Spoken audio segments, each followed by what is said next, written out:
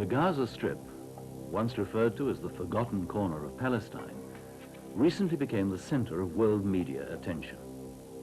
It was here on the 9th of December 1987 that the Palestinian Intifada, or uprising against 20 years of Israeli occupation, began.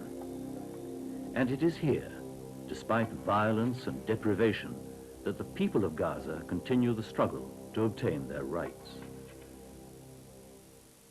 Amidst the grinding poverty that characterizes much of Gaza, people lack essential services at every level. In response to their needs, the Gazan charity, the Benevolent Society for the Gaza Strip, is striving to alleviate some of the suffering caused by the present situation. But resources are few, and funds are desperately needed if vital projects are to flourish. This film is dedicated to the work of the Benevolent Society and its efforts on behalf of the people of Gaza. The Gaza Strip, a flat, sandy swathe of land lying sandwiched between the Egyptian and Israeli borders, is one of the most populous places on earth.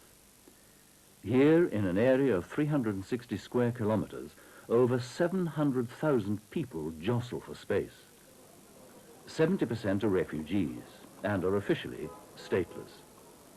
They, or their families, fled to Gaza during the 1948 Arab-Israeli War. Over half of the refugees, 250,000 people, have spent their lives in Gaza's 8 camps, waiting for a solution to their plight. Conditions are crowded, primitive, and squalid.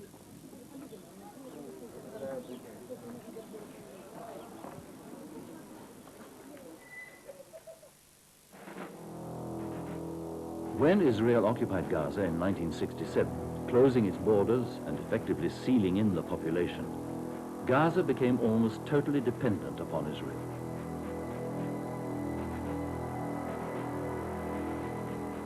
From that moment, its own social, economic, and political development was to be blighted by the restrictive and repressive measures applied to every aspect of life by the Israelis.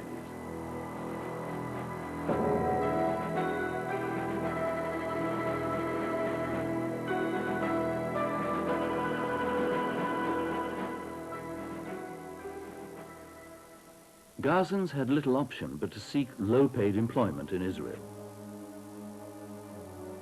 Today, between 60 to 100,000 Gazans work in Israel on a casual basis, in factories, construction, or agriculture.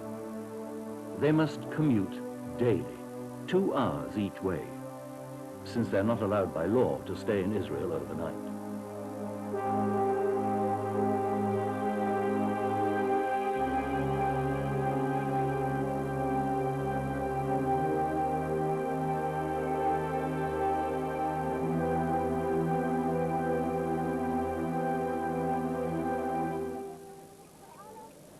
Since the occupation began, Gazan markets have been flooded with Israeli consumer goods.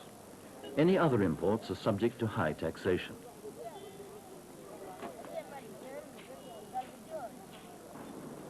Gazan produce is denied access to Israel, except when there is a shortfall in the Israeli market.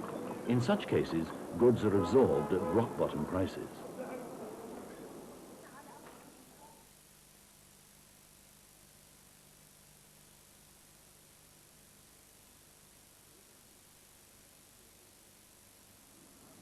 Over the years, large areas of Gazan land have been confiscated and set up as Israeli security zones.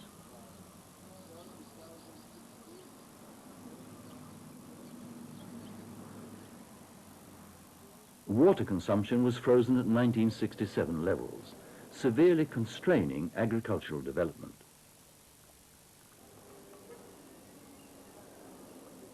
Arab banks were replaced by Israeli ones, and commercial expansion was curtailed by crippling Israeli bureaucratic procedures. With so few work opportunities at home, Gazans were forced to seek employment elsewhere. Many traveled to the oil-rich Arab states to work. Their remittances to their families helped to keep the Gazan economy afloat. As a stateless people, The Gazans could not go anywhere without a travel document. Until 1967, their only outlet was through Egypt. After the Israeli occupation, the only passage was through Jordan, with whom there had been no previous direct links. To facilitate travel arrangements for the Gazan people, in 1974, Rashad al-Shawa, then mayor of Gaza, was granted a concession by His Majesty King Hussein of Jordan, whereby travel permits would be issued to Gazan citizens under the auspices of the Jordanian government, subject to the personal approval and guarantee of Rashad al-Shawa.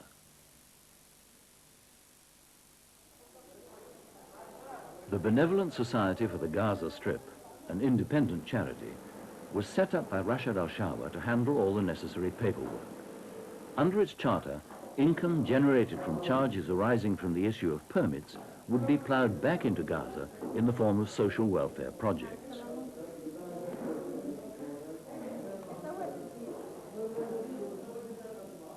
From humble beginnings, the Benevolent Society has grown into a multifaceted organization employing over 100 people. It is directly responsible for several vital services in Gaza. In addition, it contributes to many educational and social programs designed to alleviate the suffering of deprived Gazans, indigenous inhabitants and refugees alike.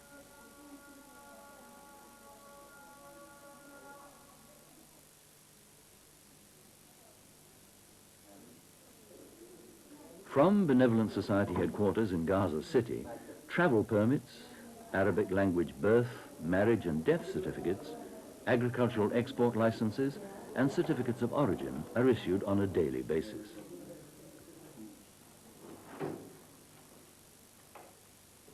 The Society acts as a guarantor for people taking up work outside Gaza. Each traveller pays a fee and a nominal deposit to the Society, a part of which is refunded upon his return. Interest generated from these charges helps to fund the charity's projects.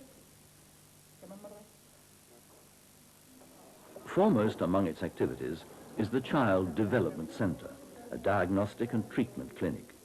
It is the only facility of its type in the Gaza Strip. Disorders treated here include cerebral palsy, physical or mental handicap, hearing and speech disabilities, epilepsy, and Down syndrome. At present, due to its limited resources, the center can only handle around 1,200 children a year, but many more need treatment. Supplies, equipment, and trained personnel are urgently required in order to meet the needs of the population.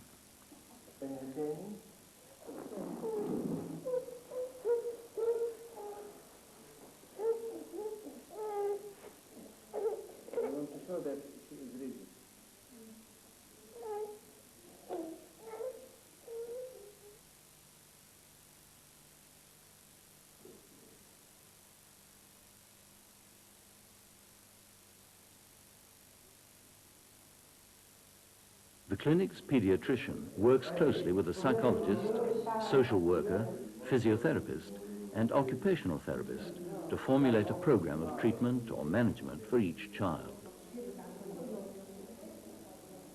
All in-house treatment is free. If surgery is indicated, the child is referred to the center's orthopedic consultant and then to a suitable medical facility. On average, 40 children would visit the center daily. The physiotherapy department handles about 25 children each day. Running costs are $70,000 a year.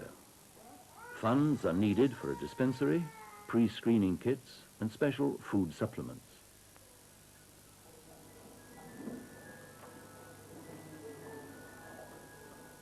The therapeutic equipment is basic, and pediatric walkers are constantly in short supply. Funds are needed to train more staff. The center's program includes genetic counseling, paying special attention to the needs of women diagnosed as having high-risk pregnancies. Emphasis is placed on preventive medicine. Lectures on health and social matters are considered vital. These are given at the center and out in the field to physicians, midwives, teachers, pupils, and expectant mothers. In-house training includes physiotherapy courses and postgraduate lectures for medical personnel from local hospitals.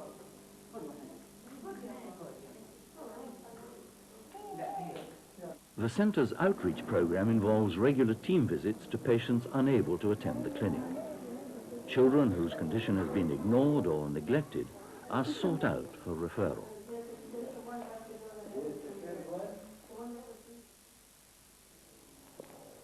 The Benevolent Society's Artificial Limb and Physiotherapy Centre was founded in 1974 in cooperation with the Near East Council of Churches. The physiotherapy unit has basic rehabilitation facilities.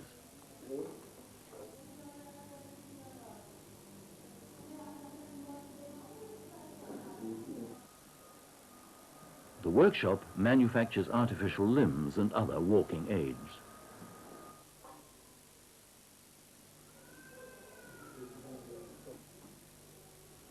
Patients who are able are asked to pay for their treatment. Otherwise, 80% of costs are covered by the Benevolent Society and the rest by other charities, such as UNRWA and the Red Crescent. At present, the centre serves over 600 patients a year. 15% of these are children handicapped by congenital problems, cerebral palsy, polio, or injuries sustained during confrontations with the Israeli army.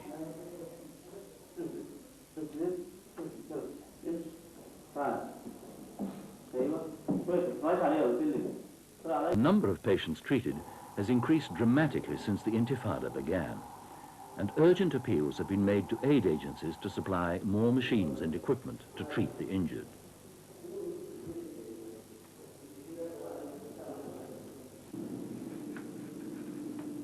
Only an estimated 20% of Gaza's handicapped are registered, and already the centre has more patients than it can handle.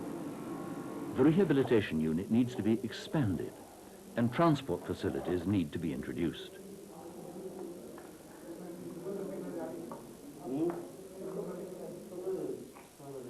Two minibuses with hydraulic lifts and first aid equipment could form the nucleus of a mobile clinic.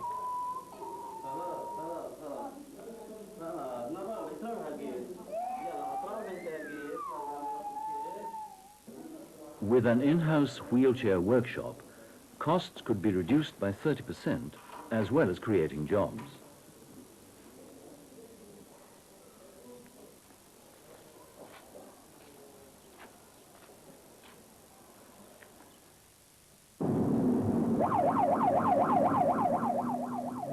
In its work in the field of healthcare, the Benevolent Society has tried to fill the gaps in services available in the Gaza Strip.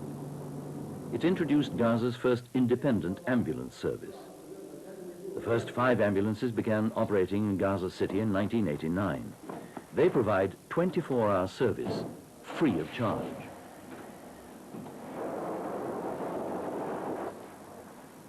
Ten more ambulances have been ordered for stations in Rafah, Jabalia, Beit Lahia and Beit Hamoun.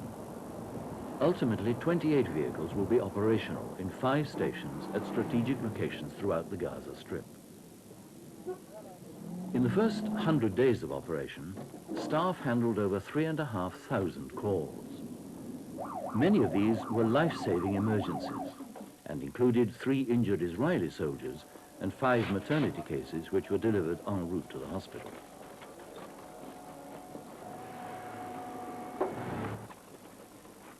The ambulance station is presently housed in temporary premises, but planning permission has been secured for the Benevolent Society to build a new health centre in Gaza City.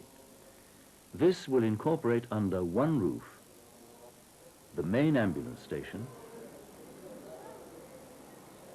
the Child Development Centre, and the Artificial Limb and Treatment Centre.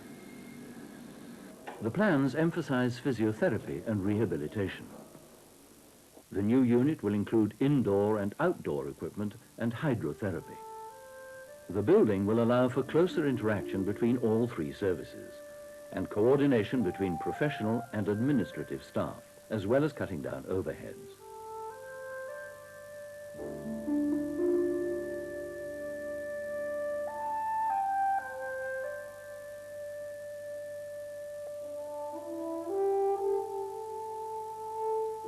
Apart from developing its own health facilities, the Benevolent Society undertakes to help hospitals and other charities working in the field of health care. Though the people of Gaza pay high taxes towards the health service, the government hospitals are very run down and poorly equipped. Overworked personnel are only in a position to provide basic surgery and medical treatment. Several hospitals, both private and state, have been given cash donations or equipment from the Benevolent Society. In coordination with the Jordanian Development Fund, the Patients' Friends Society received vital diagnostic equipment. The headquarters of Care for the Elderly was restored and receives a monthly contribution towards running costs. The Society for the Blind was given equipment and braille books.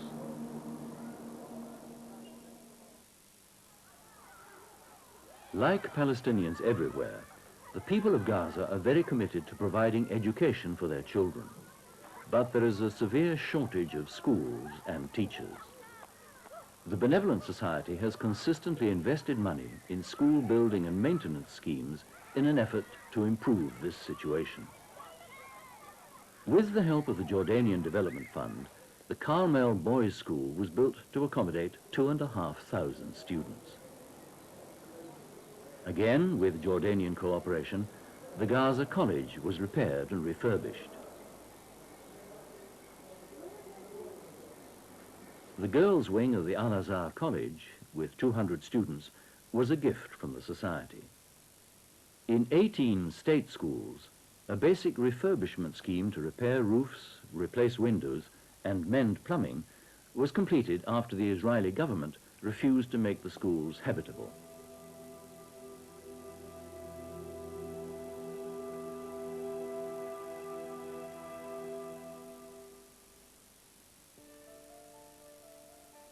The Benevolent Society's charter requires it to work towards supporting social and cultural activities.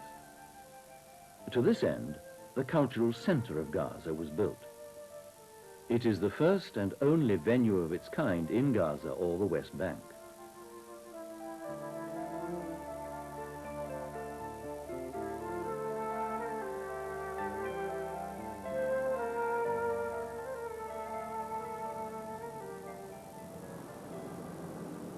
As the situation in Gaza deteriorated, all places of public entertainment, cinemas and even bookshops, closed. The new centre represents the only place where Gazans might attend films, theatre, cultural events and lectures. It comprises auditoria, lecture rooms, exhibit areas, a refreshment room and a library. The centre has not officially opened due to the unstable political situation. When it does, priority will be given to equipping the library and training librarians. Around 60,000 books, as well as educational videos in English, Arabic and French, are needed for the reference section, the lending library and children's corner.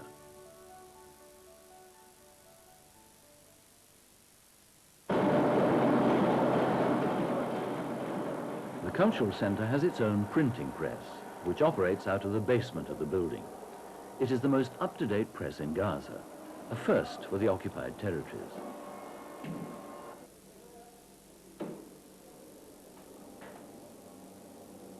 The press serves the needs of the centre and generates income from outside to subsidize its running costs. It has received several major commissions. All that is needed to make it self-sufficient is a colour separation machine.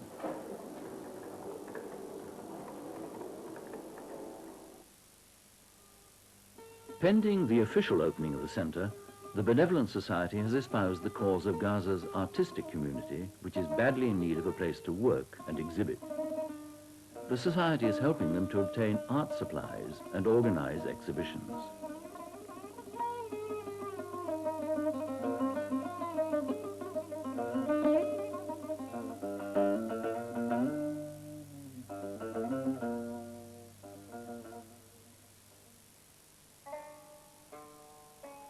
In cooperation with the Department of Islamic Waqf, The Benevolent Society has undertaken a study of Gaza's historic buildings to prepare a schedule for restoration and conservation.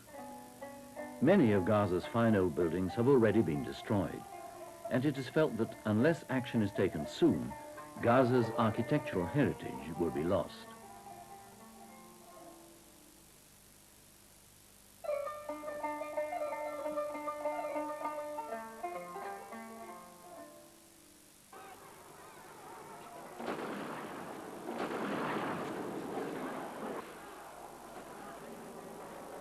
For the moment, however, all efforts are being concentrated on dealing with problems on the ground. Since the Intifada erupted in Gaza, daily hardships have arisen which cannot be ignored. Many families are existing below poverty level in crowded living conditions. The Benevolent Society has received requests for help from almost 3,000 families sorely in need of aid. Some cash payments have been made, but funds are very limited, and so far the Society has been unable to do much towards alleviating the problems.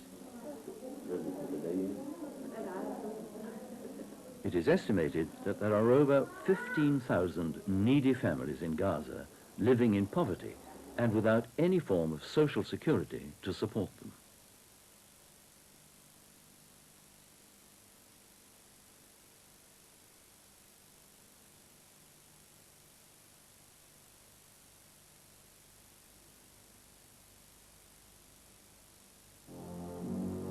Many thousands of young men who have been detained and imprisoned by the Israeli security forces are the breadwinners for their families, who are helpless without them.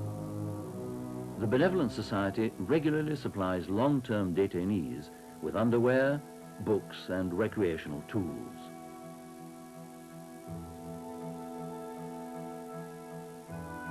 A new scheme to provide clothes for men serving short-term sentences between 6 months and a year has also been initiated, but thousands more need help.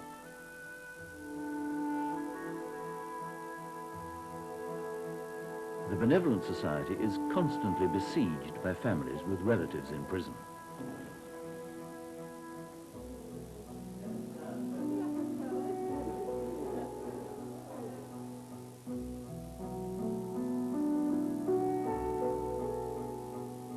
Each month, 3 or 4 such families have their homes demolished as a punishment by the Israeli authorities for their alleged role in the Intifada.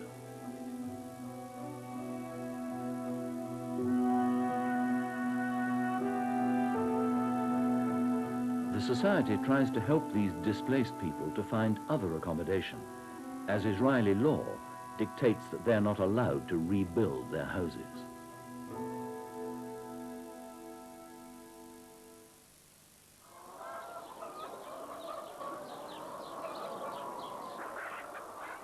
The economic situation in Gaza has deteriorated substantially since the Intifada began, and the Society is trying to help farmers and small businessmen who are on the brink of ruin.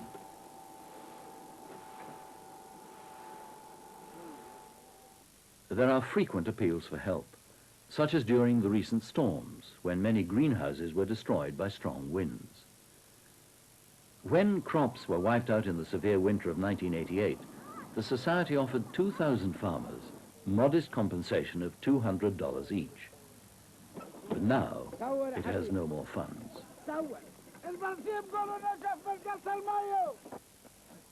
At present, due to limited markets and high taxes, farmers are barely breaking even. Some only continue to plant in order to preserve their land from being seized. The Society is looking into ways in which to help farmers become more self-sufficient and to compete in the open market.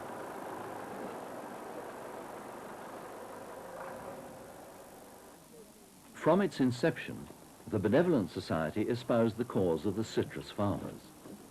And in the early negotiations with His Majesty King Hussein, Mayor Shawa secured the right for citrus growers from the occupied territories to transship their produce by truck through Jordan to the Arab markets beyond.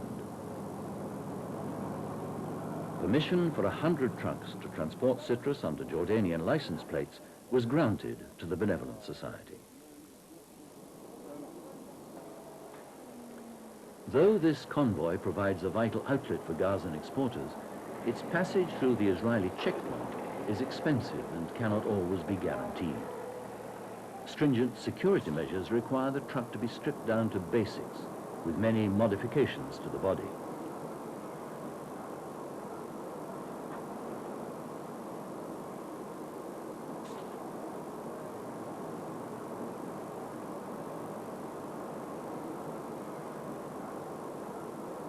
Any mechanical failure or puncture requiring the driver to break the security seals on his truck results in the vehicle and cargo being impounded. Hold-ups for security checks can often last for days, causing shipments to perish.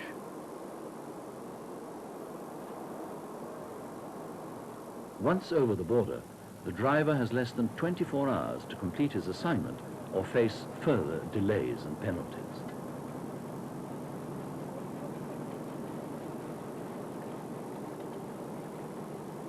In order to widen the options for Gazan exporters, Al-Shawa pioneered and led the delegation which negotiated an historic agreement with Claude Chesson and other members of the EEC to export quotas of fruit and vegetables from the occupied territories directly to Europe.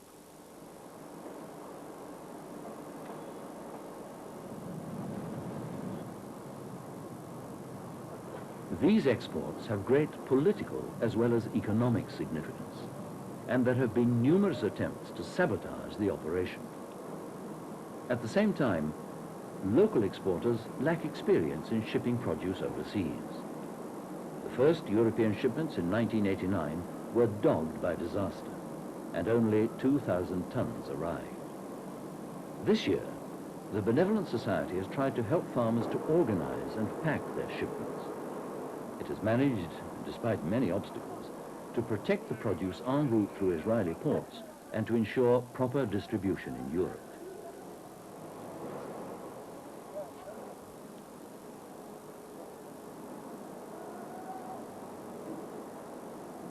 Traditionally, citrus farming was Gaza's main source of income and once accounted for 90% of exports. Since the occupation, difficulties in getting export permits, land expropriation, water shortages, and an unstable market have all conspired to undermine this industry. The EEC initiative has given new hope to the farmers.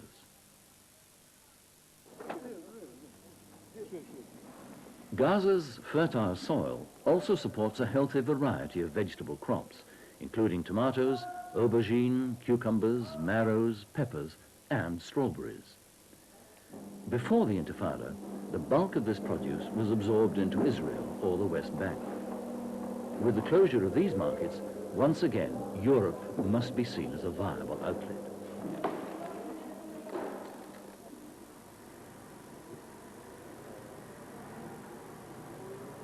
Gaza produces 1,200 tons of strawberries a year.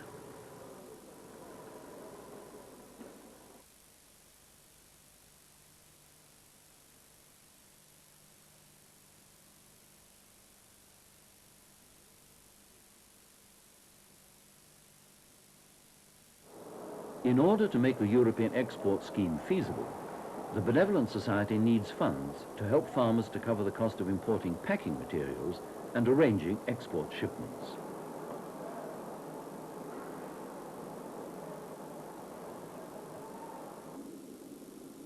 No plans for the agricultural sector can be implemented without considering the chronic water shortage in Gaza.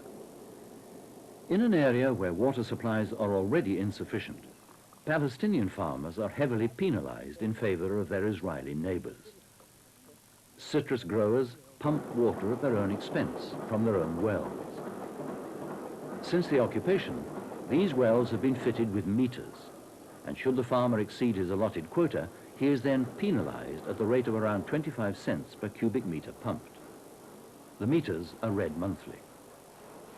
To save costs, farmers irrigate twice a month instead of weekly. Meanwhile, water is continuously siphoned off by Israel from Gaza's underground reservoirs. Though Gaza has almost 2,000 wells, the Palestinian population has access to only 55 with suitable drinking water. The Israeli Water Authority controls most of the best wells, drawing 25 million cubic meters from them annually. 60 pumping stations and deep-bore wells line Gaza's eastern border, draining the underground water supply. 3 Israeli dams block the main supply wadis into Gaza, preventing the replenishment of subterranean reservoirs.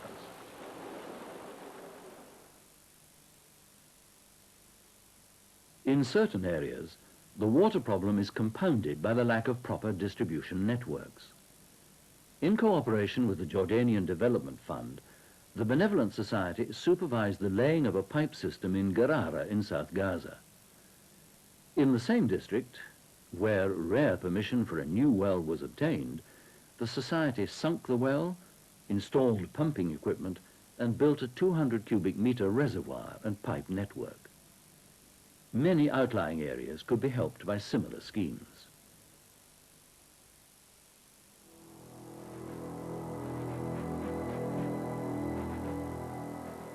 Faced with the emergency situation of the Intifada, the Benevolent Society has focused primarily on short-term or even instant solutions.